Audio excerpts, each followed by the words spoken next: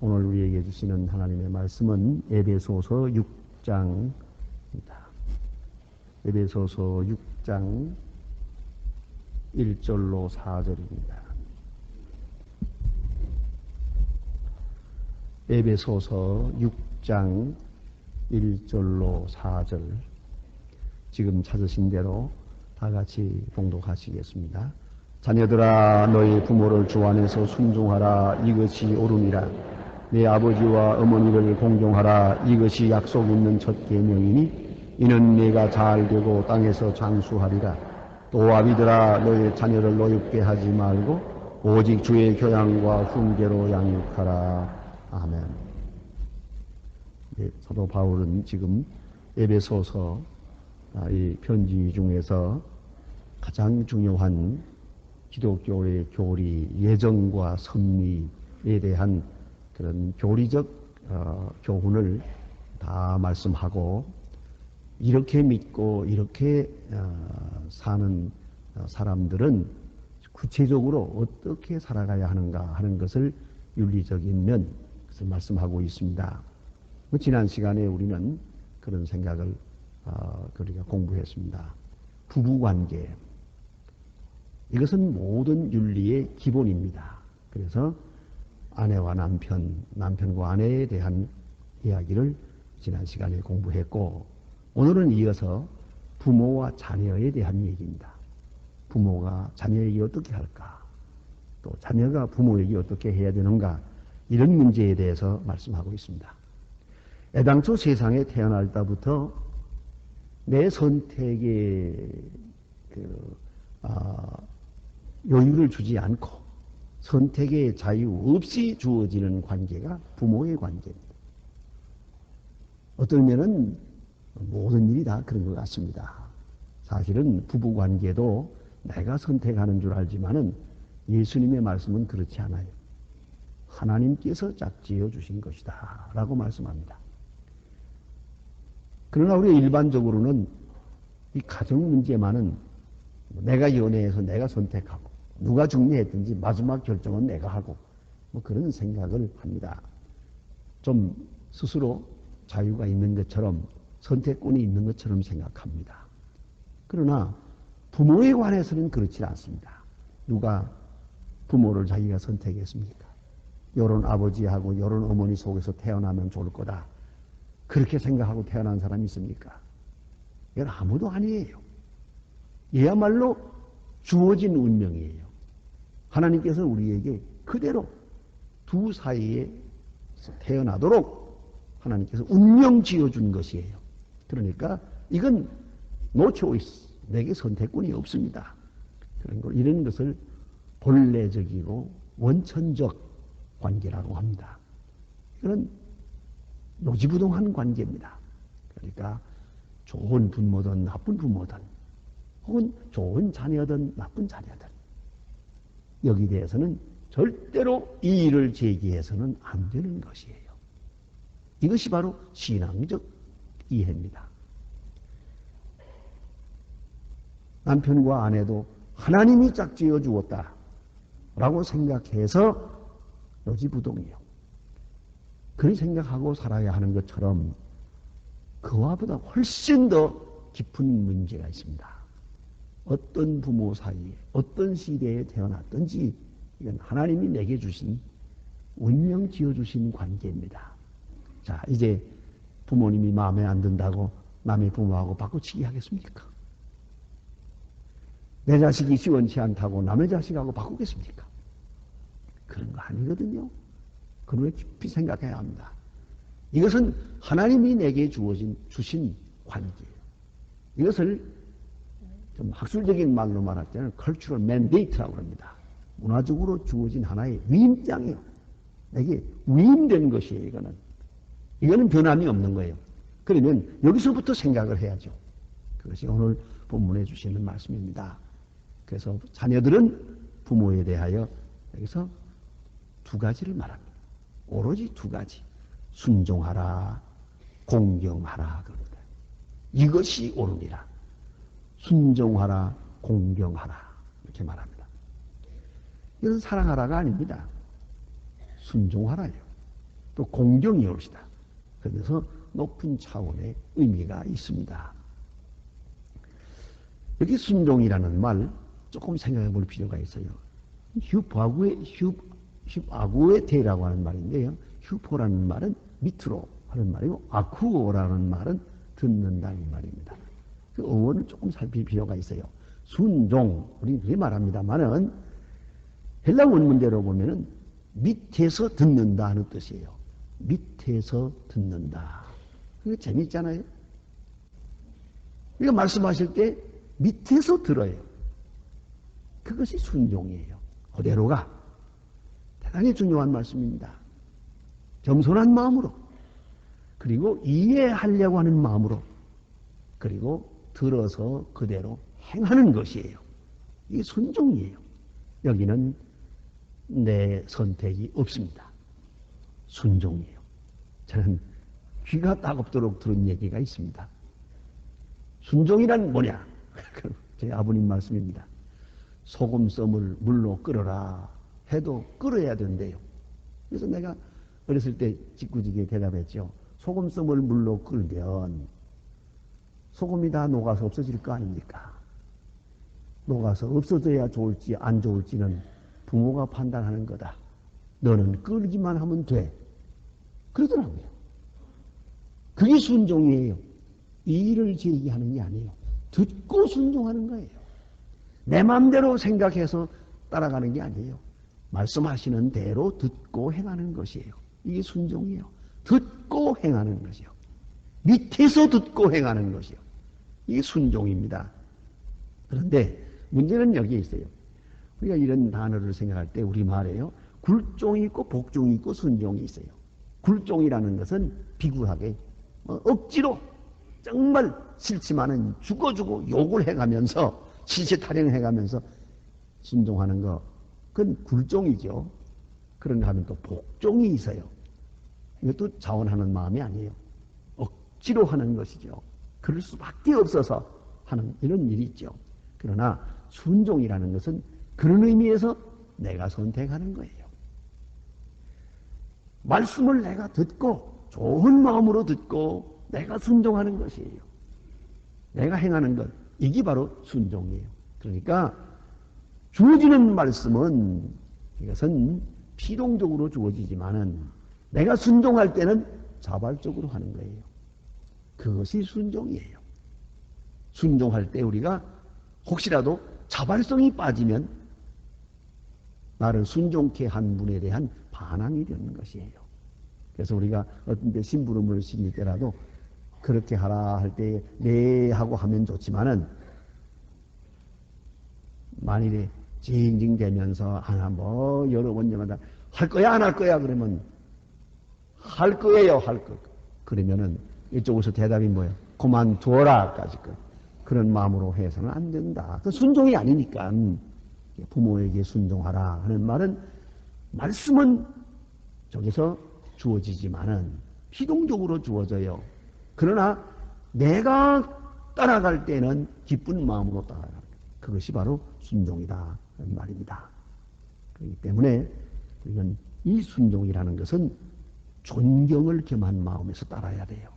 그래서 그분의 지혜를 인정하고 내게 말씀하시는 분의 인격을 인정하고 또 그의 장점을 인정하고 명예를 인정하고 그를 높이면서 따라가는 것이 그게 바로 순종이고요. 또 하나는 순종이라는 말은 그를 자랑하는 마음이기도 해요.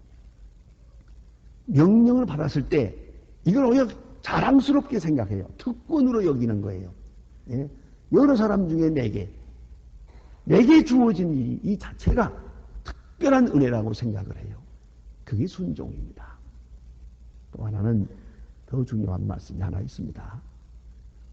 아무 보상도 바라지 말고 오직 감사한 마음으로 행하는 것이에요. 여기서 아버지가 뭐라고 할 때 이거 순종하면 얼마 주겠어? 심부름 하라 하겠으면 얼마 주겠어? 하고 따진다고 합시다. 오늘 하루 가서 일해라 그러게 되면 얼마요? 그 다음에 보상이 뭡니까? 이러고 따지면 그건 순종이 아니에요. 전혀 보상을 바라는 마음 없는 행위, 이것이 순종이에요. 이것에 대한 대가가 뭡니까? 그 물어보는 거 아니에요. 그런 거 묻는 거 아닙니다. 이것이 이 순종이라는 것은 보상에 대하여 아무 기대감이 없는 거기서 순종하는 것이요. 또 이 순종함으로써 어떻게 됩니까? 후속 결과에 대해서도 물으면 안 돼요. 그러나 그쪽에서 책임지는 거예요. 나는 기쁜 마음으로 말씀 주어진 대로 행하기만 하면 되는 거예요. 이게 순종이에요. 자, 이렇게 깊은 뜻을 가지고 있습니다. 순종할 것이고, 그 다음에 보니까 공경한다는 말이 있어요. 이건 티마라고 하는 말인데, 영어로는 아너라고도 합니다. 이것은 수평적 사랑이 아니에요. 수직적, 밑에서 위로 향하는 사랑이에요. 그래서 이걸 공경이라고 표현합니다. 그러니까 더 크게 여기고, 더 지혜롭게 여기고, 더 능력있게 여기고, 또 더 의롭게 여기는 마음이에요. 저분이 옳습니다 하는 게 공경이에요. 그의 의를 내 의보다 훨씬 높이는 거예요. 그것이 공경입니다. 그 공경이라는 것은 언제나 우러러보는 마음에서 오는 것입니다. 성경은 말합니다. 이것이 옳으니라. 자, 순종하라. 주 안에서 순종하라. 뭡니까? 신앙적으로. 주 안에서 공경하라. 신앙적으로. 하나님이 내게 주신 부모님, 하나님이 내게 은혜로 주신 이 부모님과 나와의 관계, 내게 주신 사랑, 이렇게 받아들이면서 신앙적으로 하나님 앞에 감사하면서 하나님의 은혜에 찬양하면서 그렇게 순종하고 그렇게 공경하라. 주 안에서 공경하라. 이렇게 말합니다. 이것이 옳으니라. 왜? 의가 된다는 거예요. 그렇지. 가해오인단 말은 의가 된다. 부모님께 순종하면 의가 된다. 이것이 옳은 일이다. 그렇게 할 때 이게 하나님의 의가 그 관계에서 실현된다 하는 말입니다. 이지윤이라고 하는 아가씨가 스스로 회개하는 마음으로 아주 마음 아픈 글을 라디오 프로그램에 보낸 일이 있습니다. 이 편지의 내용은 이렇습니다. 자기가 고등학교 다닐 때 아버지가 버스 운전수였어요.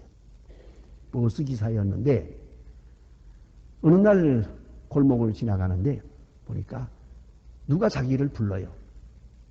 딱 보니까 아버지가 버스를 몰고 가면서 딸이 지나가니까 반가워서 문을 열고 불렀어요. 그러나 그는 고개를 획 돌리고 말았어요. 창피해서. 아버지는 섭섭했겠지요. 그 다음에 이 학생의 마음속에는 늘 초조한 마음이 있었어요. 이렇게 다니다가 언젠가 아버지가 운전하는 버스를 타게 될 거다. 그런 걱정이 있었어요. 이 걱정이 현실로 나타났어요. 아무 생각 없이 버스를 타고 보니까 아버지가 운전하고 있단 말이에요. 그래서 그는 당황해가지고 아닌 척 하려고 지금 서 있었더니 아버지는 아무 말도 하지 않고 학생 위험하니까 안으로 들어와 앉지 그래 그러는 거예요. 그리고 나서 그날 집에 돌아갔어요. 밤에 그는 아버지 들어오기 전에 아버지 보기가 민망해서 자는 척했어요. 아버지는 조용히 말하기를 네가 자랑스러운 아버지가 되지 못해서 미안하구나. 그 딸은 조용히 한참 눈물을 흘렸어요. 그때의 기억을 더듬어서 이 기사를 편지로 써서 라디오 프로그램에 보냈어요. 이것이 낭독되었습니다. 부모를 순종하고 부모를 공경하고 효도한다는 게 뭡니까? 내 부모님께 대해서 자랑스럽게 생각해야 돼요. 저는 부모를 공경하라 하면 꼭 생각나는 사람 하나가 있어요. 아브라함 링컨이요. 그의 아버지는 구두수선공이에요. 근데 많은 사람들이 대통령 된 다음에까지도 계속 그걸 물고 늘어지는 거예요. 상원 의원 한 사람은 많은 사람들 의원에 서서 강연할 때까지 있네. 당신의 아버지가 수선공이라는 걸 잊지 말라고. 이런 요리예요. 그럴 때 아브라함 링컨은 서서 얘기했다고 하지 않습니까? 제가 잠깐 잊어버리고 있었는데 아버지를 생각나게 해줘서 감사합니다. 저희 아버지는 훌륭한 분입니다. 훌륭하게 구두를 만드는 분입니다. 당신의 구두가 고장이 났거든 가져오십시오. 내가 등록으로 본 것이 있으니까 제가 수리해드리겠습니다. 제 아버지는 가장 자랑스럽고 훌륭한 분입니다. 이 아브라함 링컨 대통령 돼가지고 한 말입니다. 여러분, 내 아버지의 직업이 뭡니까? 부끄럽게 생각하지 마세요. 그건 불효입니다. 아버지는 왜 하필이면 이렇게 살았습니까? 라고 말하면 그건 아버지의 가슴에 아주 못을 박는 겁니다. 부모를 공경한다는 거, 우리는 걸핏하면 거죠. 무슨 돈으로 하는 줄 알고 뭐 효도관광 보내고 용돈도 보내고 그거 중요한 거 아니에요. 아버지 어머니를 잘하고 해야 돼요. 좀 미안한 말씀입니다만 제가 가끔 설교할 때 제 아버지 얘기도 하고 할아버지 얘기도 하고 뭐 어머니 얘기도 하니까 아마 우리 교인들이 다 외웠어요. 이제 다 알아요. 그러니까. 근데 왜 하는지 아십니까? 내가 그렇게 뭐 자랑하고 싶어서가 아니에요. 나도 효도하는 마음으로. 지금 제가 효도하는 길은 그 길밖에 없거든요. 우리 어머니 굉장한 분입니다. 그게 효도예요. 우리 어머니에게 제가 밥 한 그릇을 드리지 못하지만 저는 뭐 추석 때 가지도 못하고 하지만 그거 중요한 게 아니에요. 그 한마디가 효도예요. 아버지를 자랑하고 할아버지를 자랑하고 이게 효도라는 걸 잊지 마세요. 그의 직업을, 그의 선택을, 그가 하신 일을, 그가 하신 말씀을, 그의 한평생의 운명을 특별히 내게 주신 사랑을 자랑하는 거예요. 주 안에서 자랑하는 거예요. 또 그로 인해서 그의 자녀된 것을 자랑하는 거예요. 그분의 자녀된 것이 나는 행복합니다. 그거예요. 그게 진짜 자랑이에요. 그걸 잊지 말아야 한다. 자, 이제 그리고 나서 그 다음에 성경은 이렇게 말합니다. 이거를 계시적 의미에서 설명합니다. 계명적으로 설명해요. 이것은 약속 있는 첫 계명이니 그럽니다. 약속 있는 계명, 10계명 가운데서 하나님께 대한 것이 4가지고 사람에 대한 것이 6가지죠. 거기 첫 번째가 부모를 공경하라 하게 되어 있거든요. 그래서 여기 중요한 계명에 대한 신학이 있습니다. 이 계명은 약속이 있어요. 살인하지 말라, 간음하지 말라, 부모를 공경하라. 그 전부 그에게는 축복의 약속이 있어요. 이걸 잊지 말아야 합니다. 이 계명은 우리 자신을 위한 것이에요. 그렇기 때문에 그 약속이 있는 축복을 주시기 위하여 우리에게 주신 그 약속이 있는 계명, 그 중에 첫째가 부모를 공경하라는 것이다. 그 약속이 있는 계명인 거로 이것을 지킬 때 잘 될 것이다. 잘 될 것이다. 다시요, 지혜로워질 것이요, 마음의 평화를 얻을 것이요, 항상 영혼이 자유할 것이에요. 그래서 잘 되고, 이것은 물질적으로도 명예에 있어서도 지위에 있어서도 잘 될 것이다 말씀하시고, 다음에는 장수하리라 그랬어요. 저는 생각나는 게 하나 있어요. 얼마 전에 미국의 어느 대학에서 연구하는 건데, 일주일에 한 번 교회 나가는 사람하고 안 나가는 사람 비교해 보니까 수명이요, 이 교회 나가는 사람이 10년 더 산대요. 그 내가 가만히 계산해 보니까 저녁 예배 나오는 사람은 20년 더 살고 새벽 기도 나오는 사람은 30년 더 살고, 그거 틀림없을 거예요. 여러분 앞으로 연구해 보세요.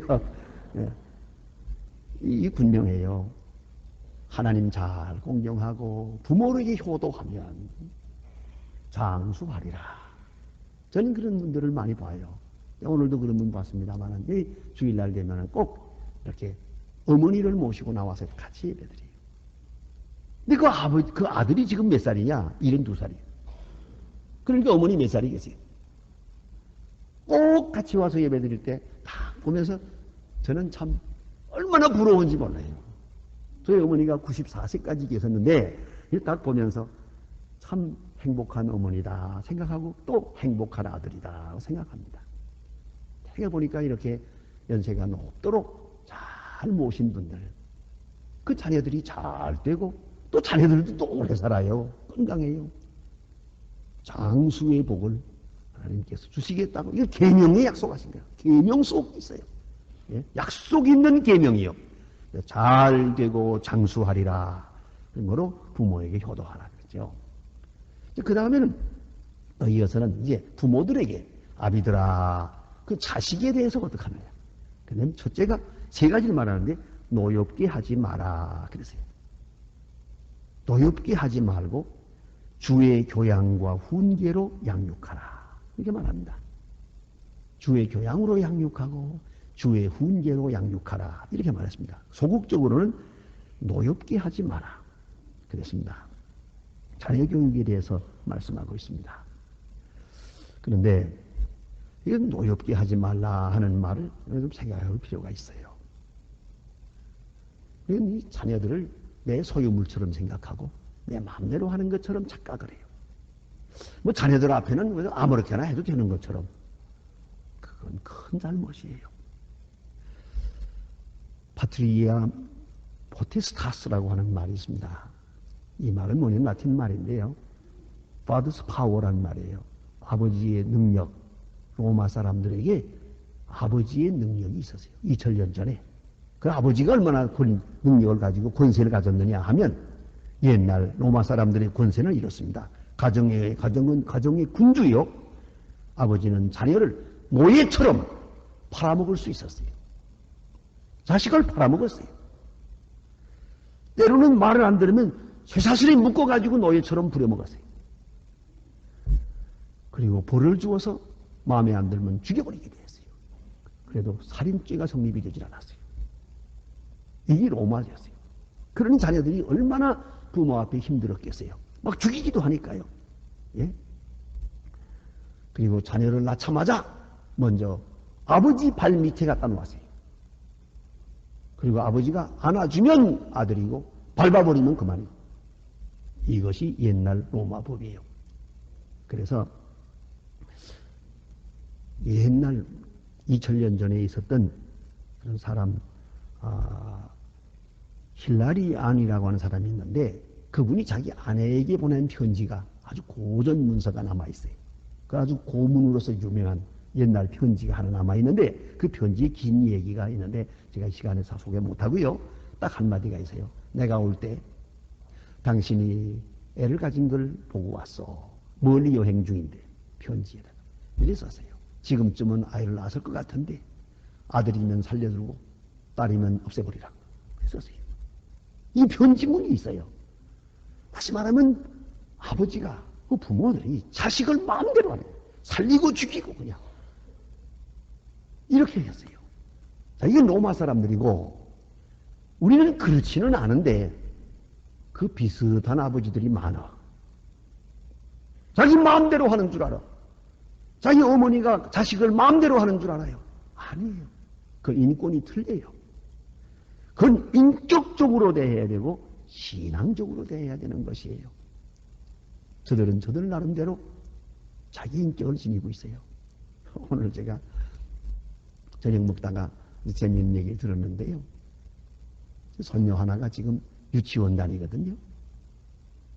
자기 어머니가 며칠 전에 생일이라서 어머니하고 또 동서간에 또 아버지들끼리 넷이서 저녁을 먹었대요. 아이들은 빼놓고. 그리고 아이들을 데리고 차 타고 가는데 요 녀석이 이러더랍니다. 아빠 엄마 저희들끼리만 기뻐하면 안 되는 거 아니에요? 그래서 뭘 해주랴? 그러니까 우리도 기뻐하게 해줘야지요. 그래서 아이스크림 사줬대요. 여러분, 아빠 엄마 저희들만 좋아해서는 안 되지. 저희들 좋은 날은 우리도 좋아해야 되지 않느냐 그거예요.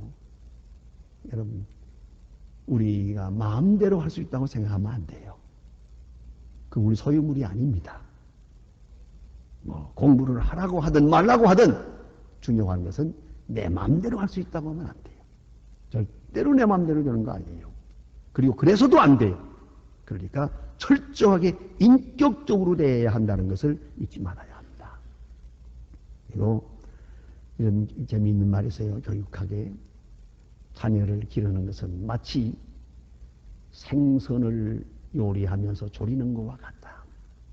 무슨 소린가 하니 생선을 요리할 때 생선 한 마리를 갖다 놓고 이거를 천천히 불을 떼야 돼요.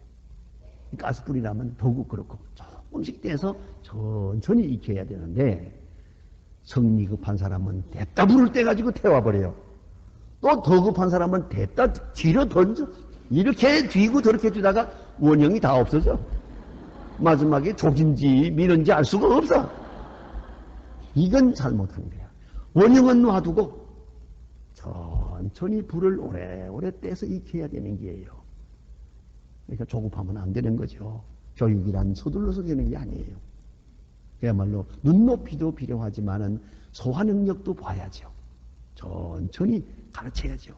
그래서 우리는 이 자녀들을 기를 때 오늘 본문에 보니까 노엽게 하지 마라. 그 뭐요? 감정 상하게 하지 마라. 기분 나쁘게 하지 마라. 그렇죠? 그래서 우리는 형 앞에서 동생을 나무라면 안 돼요. 동생 앞에서 형을 나무라면 안 돼요. 친구들 앞에서 내 아들을 때려서는 안 돼요. 자존심 상하니까. 그러면 조그만 게 무슨 자존심이냐 하겠지만 말 못해도 자존심은 있어요. 그런 거로 기분 상하게 해서는 안 되고요. 특별히 실망을 시켜서도 안 돼요. 용기를 잃어버리게 해서는 안 돼요. 공부 잘못하는 건 죄가 아니에요. 그 IQ는 내가 물려준 거예요. 어디다 대고 말이 많어. 안 그래요? 우리 아무리 가르쳐도 IQ가 그것뿐인데 어떡하노? 예, 그렇지 않습니까? 오늘 너무 재밌는 얘기를 하나 들었어요. 어떤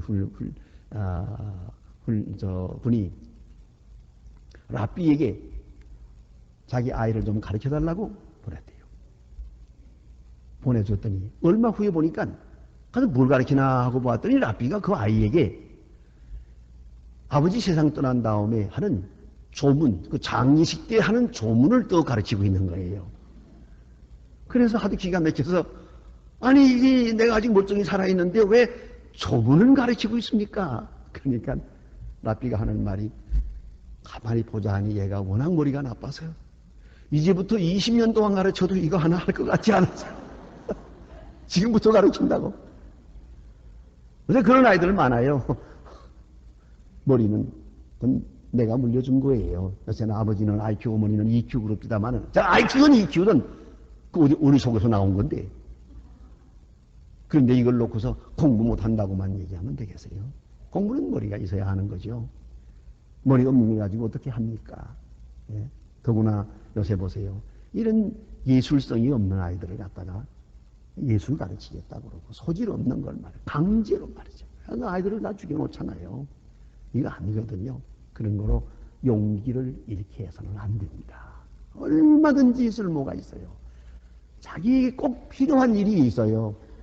꼭 그 공부라고 하는 그 길을 통해서 만드는 건 아니지 않습니까? 그렇게 말을 하면서도 이게 아니거든요. 그거는 부모의 허용이에요. 어떤 때는 못된 심리가 있어요. 내가 못했으니 너라도 해라. 공부 못하는 사람 공부 잘 안 되는 머리 가지고 그 자식이면 또 못할 거지. 난 못했으니 너는 하라. 이게 되겠어요? 그건 참 어려운 얘기입니다. 어쨌든 자녀의 용기를 절대로 잃어버리게 해서는 안 된다. 저는 프린스턴에서 공부할 때 그 아인슈타인이 살던 집을 몇 번 돌아보기도 하고 들어가 보기도 한 일이 있어요. 거기에 아주 재미있는 에피소드가 전해지고 있어요. 아인슈타인이 고등학교 다닐 때 하도 공부를 못해서 그 학적부에 그렇게 나와 있대요. 얘는 앞으로 무슨 공부를 해도 성공할 가능성이 없음. 그러죠. 이 성적표를 가지고 왔을 때 어머니가 어땠겠어요? 우리나라 같으면 아마 상가집 됐을 거예요. 그렇잖아요? 근데 그 어머니는 Jew mother. 이 Jewish mother는 그렇지 않아요. 너는 다른 사람과 같아지려고 하면 같아지지 못한다. 다른 사람과 다르게 할 때는 너는 특별한 일을 할 수 있느니라. 걱정하지 마라. 이래서 아인슈타인이 나온 거예요. 거기서 어머니가 아이고 가문 망쳤다 하면 어떻게 되겠어요? 끝난 거죠. 절대로 용기를 잃게 해서는 안 돼요. 노엽게 하지 마라 그랬어요. 인격적으로 대해야 된다. 소중하게 대하고 용기 있고 소망 중에 그렇게 자라갈 수 있도록 우리는 그에게 지혜를 줘야 하겠고, 그 다음에는 신앙적으로 해야 돼요. 하나님께서 내게 위탁한 것이에요. 공부를 잘하든 못하든 키가 작든 크든 잘생겼든 못생겼든 능력이 있든 없든 여러분 꼭 잊지 마세요. 하나님이 내게 주신 거예요. 내게 맡겨주신 선물이요, 내게 주신 축복이요, 내게 주신 사명이에요. 위탁받은 사명이에요. 이제 이건 내가 감당해야 돼요. 내가 책임져야 돼요. 그건 잊지 말아야 합니다. 그래서 노엽게 하지 말 것이고, 아마 상당히 이건 감성을 조심하라 하는 그런 이야기로 들려집니다. 그 다음에는 주의 교양과 훈계로 양육하라. 양육은 기른다는 말이에요. 양육할 때 먼저 육체를 균형 있게 길러야죠. 영양도 주고 운동도 시키고 양육 이거 필요한 거예요. 육체를 건강하게 키워주는 거 부모 책임이에요. 건강 관리도 우리가 그들에게 습관을 줘야 돼요. 하루아침에 되는 게 아니지 않습니까? 전 제 할아버지로부터 아침 일찍 일어나는 법을 하나 배웠어요. 그건 할아버지가 내게 양육해 준 거예요. 체질적으로 새벽 체질이에요. 이건 대단한 축복이에요. 그래서 우리에게 건강을 물려줍니다. 보세요. 그런 거로 양육한다는 것은 육체를 건강하게 할 뿐만 아니라 육체를 따르는 습관, 생활 습관까지도 우리가 훈련을 시켜서 좋은 습관을 물려줘야 돼요. 좋은 습관을. 양육이니까요. 그런가 하면 정신적으로 또 순종하는 마음, 존경하는 마음, 이웃을 돌보는 마음, 긍휼히 여기는 마음, 사랑하는 마음, 얼마나 중요합니까? 이러한 좋은 정신, 좋은 마음을 가르쳐야 되겠죠. 영적으로 또 양육할 게 많아요. 무엇보다 더 중요한 것은 기도하는 법을 가르쳐야 돼요. 언제든지 기도하는 법, 하나님의 말씀을 읽는 법, 거룩히 주의를 지키는 법, 특별히 교회 봉사하는 법, 이거 다 영적이구나 우리가 양육해야 다 길러야 돼. 디시플린, 제자 훈련이 옵시다. 내가 본을 보이면서 가르치고 훈련해야 합니다. 이건 우리 책임이요. 그런데 가장 중요한 말씀은 뭐냐면은 주의 교양과 훈계로 그래서요. 내 뜻으로가 아니고 주의 교양으로, 주의 말씀으로. 중요한 말씀 하나가 있습니다. 히틀러, 독재자 히틀러의 아버지는 아주 충실한 공무원이었답니다. 세상에 나가서는 공무원인데 집에 돌아오면 엄청나게 나쁜 아버지였답니다. 술만 취하게 되면 야만적으로 부당한 행위를 했습니다. 그저 아이들이 보는 데서도 부인에게 매질을 하고 또 모든 사람 보는 데서도 아이들을 아주 무자비하게 매질을 하고 그렇게 가학을 하는 가학적인 그런 아버지였대요. 거기서 쫓기면서 아버지를 미워하며 자랐답니다. 그런데 결국 그렇게 자라서 독재자가 되더라고요. 대체로 사랑 못 받고 자란 사람들이 뒤에 독재자가 됩니다. 이 얼마나 무서운 겁니까? 오늘 우리 꼭 자녀들을 가르칠 때 주의 교양과 훈계로 그랬어요. 제가 어느 때 한번 책을 보니까 그런 말이 있대요. 아이들이 잘못할 때 내가 네게 명령하노니 이건 잘못됐다. 내가 네게 말하는데 그건 잘못이다. 이렇게 말하지 말고 가능하면 성경을 딱 펴놓고 요 성경 구절은 네가 읽어라. 자기 손으로 들고 읽어요. 읽으면서 그 읽고 나니까 어떻게 생각하느냐. 이 말씀에 비추어 보니까 내가 잘못했습니다. 그래, 이 말씀대로 살자 하고 기도하라는 거예요. 다시 말하면 성경이 내게 이렇게 말한다. 하나님의 말씀이 이렇게 말씀하신다. 이렇게 가르치라는 거예요. 내가 네게 말한다. 내가 명령한다. 나를 따르라.